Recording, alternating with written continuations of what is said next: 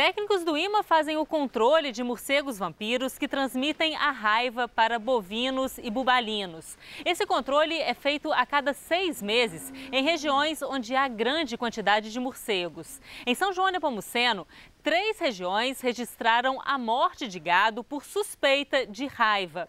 Veja como é feito o controle desses morcegos na matéria de Thales Rodrigues e Wesley Barbosa. A única iluminação é uma lanterna presa no capacete. A equipe de biólogos e veterinários procuram morcegos vampiros, que transmitem o vírus da raiva.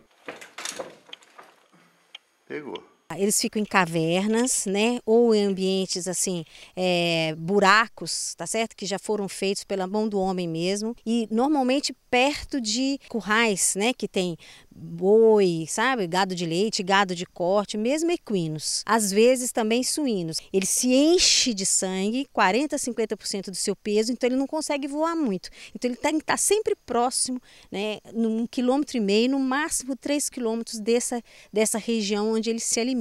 Desde o início do ano, a Prefeitura de São João Nepomuceno notificou 3 mortes por suspeita de raiva. Nós tivemos alguns casos aqui em São João, casos pontuais, casos isolados, mas nós estamos tomando as providências cabíveis, né?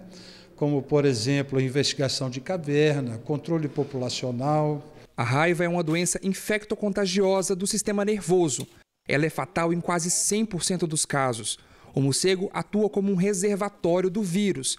Ele desenvolve a doença e transmite o vírus para outros animais por meio da mordida. A morte do bovino acontece entre 4 e 6 dias depois do início dos sintomas. Primeiramente, o produtor rural ele tem que informar o IMA a ocorrência de animais suspeitos de raiva, a ocorrência de animais com mordeduras e a existência de abrigos de morcegos hematófagos em sua propriedade. Ele tem que avisar a gente com antecedência para assim que o animal morrer, a gente vai realizar a coleta.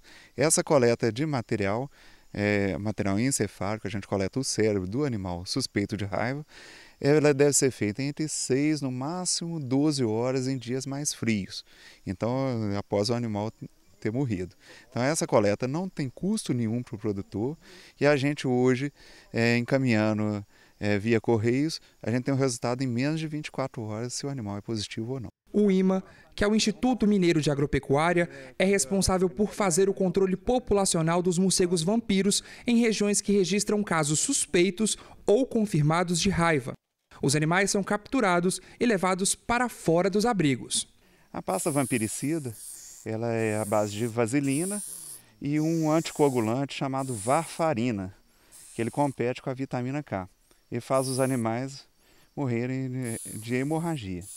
Cada um animal tratado, ele vai contaminar de 5 a outros 10 morcegos da mesma espécie e assim a gente finaliza o controle da população de morcegos. Depois de aplicada a pasta, o animal é solto e retorna para o abrigo. Lá, contamina outros animais. O veterinário explica que esse trabalho é apenas para controlar a população dos morcegos vampiros e não exterminar a espécie, e que a vacinação dos bovinos ainda é a opção mais segura. O animal vacinado pela primeira vez, ele deve receber um reforço 30 dias após. Depois, se vacina anualmente. Então, a validade da vacina é de 1 ano. Parte dos animais capturados são encaminhados para o laboratório da Universidade Federal de Viçosa.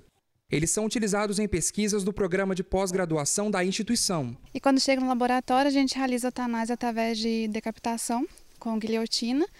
A gente tira os órgãos de interesse, então a gente tenta aproveitar assim, tudo que for possível para investigar mesmo o animal. A gente procura descobrir quais são as vias metabólicas que esse animal se utiliza para sobreviver nessa condição, para que o ser humano possa utilizar, dá certo? Um pouco desse conhecimento para se adaptar também em termos de fisiologia, seria ideal, por exemplo, para alguns distúrbios metabólicos, como diabetes, doenças crônicas renais, né, que não suportam essa carga de proteína. Então, qual é a adaptação que o rim utiliza para sobreviver a isso? Será que nós podemos desenvolver essa mesma adaptação? Hoje a gente conheceu um pouco da história da Fazenda Paciência em Matias Barbosa.